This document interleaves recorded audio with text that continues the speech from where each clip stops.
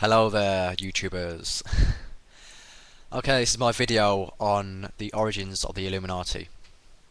You have to bear with me because I am reading this off the screen as I speak.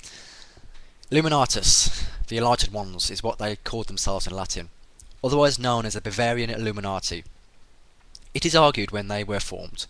Many would like to say that Adam Weishaupt formed the secret society in 1776, but I tend to think that their origins go further back.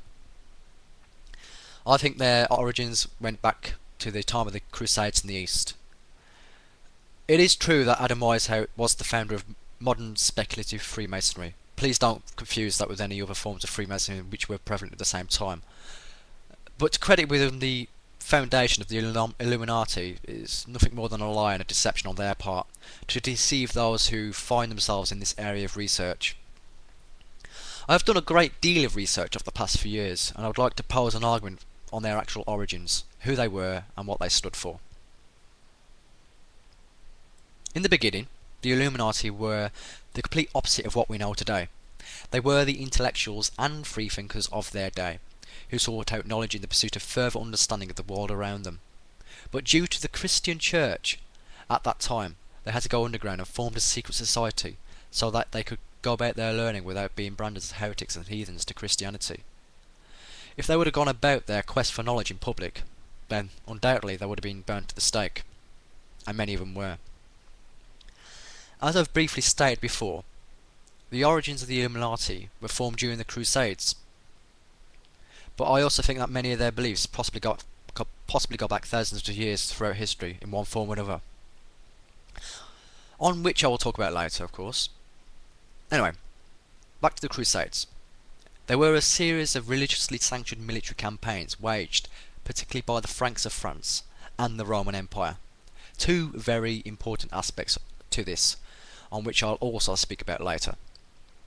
The Crusades were fought from the dates of 1095 and 1291, and in fact, some other campaigns continued well on into the 15th century in Spain and Eastern Europe, defending the lands from Islamic invasion. Put simply, the Crusades were a means to restore control of the Christian Holy Lands, secure passage for pilgrims, to ensure the trade routes were open, and also to spread the message of Christianity to other lands. However, this is not all that they did.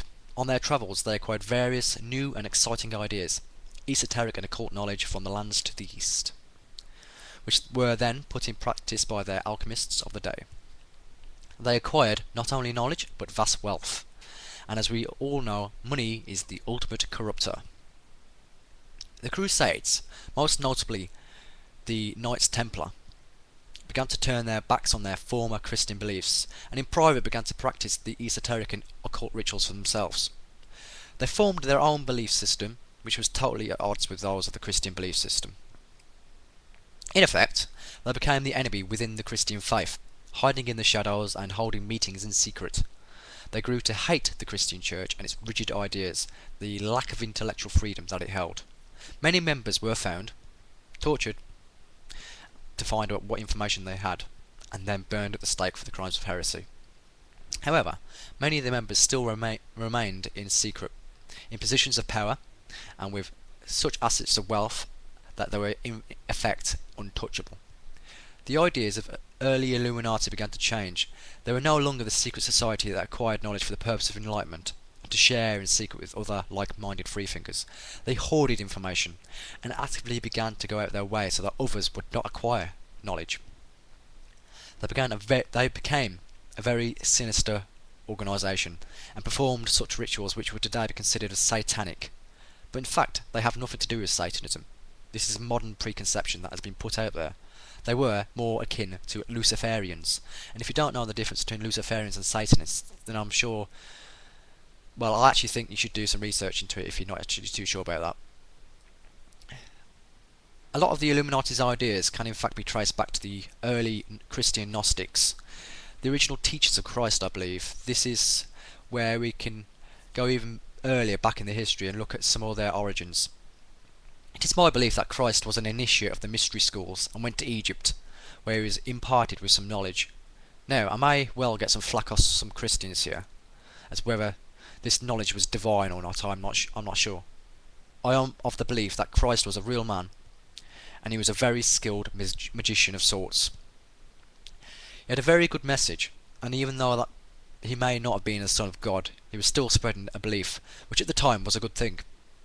I believe that Mary Magdalene was his wife, and she had a child by him, and after his death and resurrection, she fled to France with the child due to the early Catholic Church, who had subverted Christ's message and Christianity what we know today.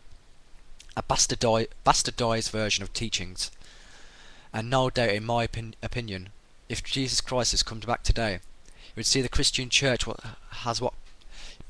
would see what the Christian Church has become. He would not like it, not one bit, as it has become the complete opposite of what he taught. It has become a means of control and the perfect tool for divide and conquer, which I believe that Christ would have wanted to become spiritual and to unite. Anyway, back to Mary Magdalene. I believe that she fled to the south of France, to the Languedoc-Roussillon region, where she began spreading the original and true teachings of Christ, and that the holy bloodline of Christ was then established in France. I believe the Merovingian kings of France were descendants of this bloodline, and that initially the ancestors of this bloodline stuck to the Gnostic belief system, before being corrupted by power and wealth and then turning to the subverted form of Christianity.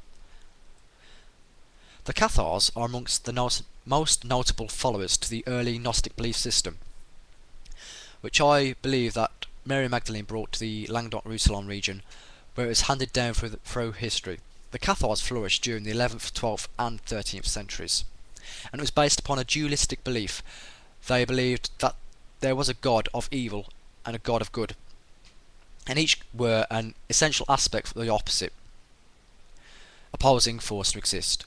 They chose to follow the good God, the God of love, order and peace. They were also of the belief that Jesus had died as intrinsically evil, and implying that God, whose word had created the world within the beginning, was an usurper. Furthermore, as the Cathars saw matter as intrinsically evil, they denied that Christ could become incarnate and still be the Son of God. The Catholic Church thought that their beliefs were heretical, and launched a crusade upon them and entirely wiped them out. Or did they? I think that some survived and spread their knowledge in a secret once more, and because of the persecution of the Catholic Church they harboured a deep hatred and anger against them. And this is where I believe the intellectuals and freethinkers of Europe came into contact with Catholicism, and they eventually joined up with them, forming what we now know as modern-day Illuminati. The sick and vile creatures that are seeking world domination and complete control of the masses of the world's populace. The ones who wish to instill a one world government and implement the New World Order. So quickly, to summary, I believe the modern day Christian Church has been infiltrated from within, and the members of the Illuminati are in positions of power across the world. I will create another video shortly outlining the even early influence of the Illuminati, the beliefs which I believe came from Sumeria and Babylon. Thank you for watching this video, and all video replies and comments would be very much welcome. Thank you.